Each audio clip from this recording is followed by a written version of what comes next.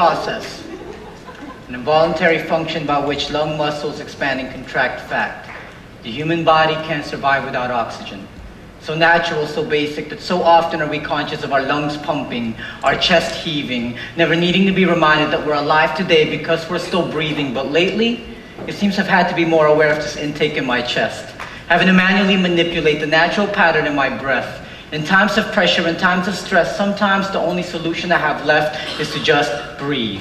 Like when my alarm mysteriously malfunctions during the morning of an important meeting, breathe. Like when my cell phone decides to disconnect during an important conversation, breathe. Like when some driver cuts me off in his BMW convertible, knowing for a fact that it's reckless drivers like that who make auto insurance in the state of Florida just that much more unaffordable, breathe. Like when the bill collector calls me to schedule another payment when I told this motherfucker yesterday that I didn't have the $100 to pay, and if I didn't have it then, well, God forbid I would have it today, breathe.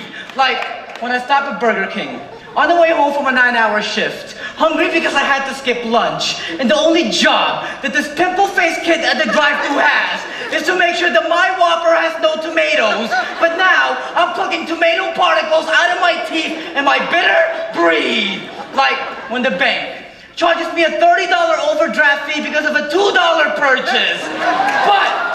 But when I call customer service about this injustice, I have to repeat myself 10 times to a voice-activated menu who won't even let you talk to a human being until it registers your account number correctly.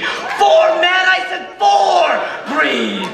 Tax time and pregnancy tests, too many bills and not enough checks, and all the other irritating situations that disturb your peace. Throw all the tantrums you want, kick all the furniture you need, but when the dust settles, all you can do is just breathe. Until the one day everything falls into perspective.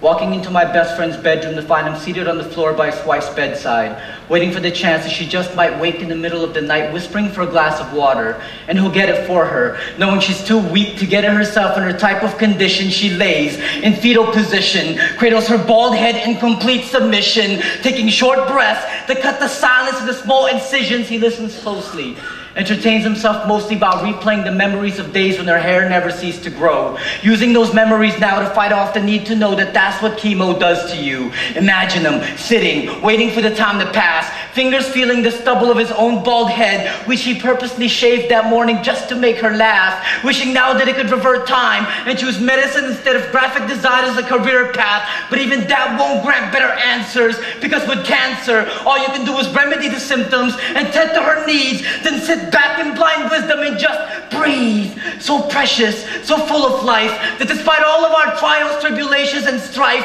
I'm beginning to realize that nothing is more essential than the feeling of being alive. And struggle, that's just freedom waiting to unfold. And freedom is just the breath that refuses to grow old. And the breath is just a soundtrack to the stories of life that need to be told. So to you I offer this life. To you I offer this peace. To you I offer the simple solace of oxygen being inhaled and released, because anything worth happening happens between the inhale and the exhale, between conception and death.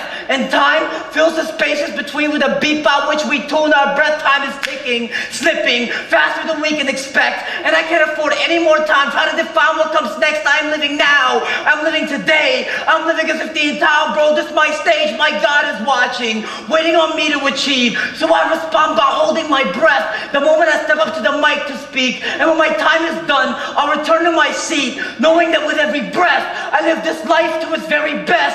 And only then will I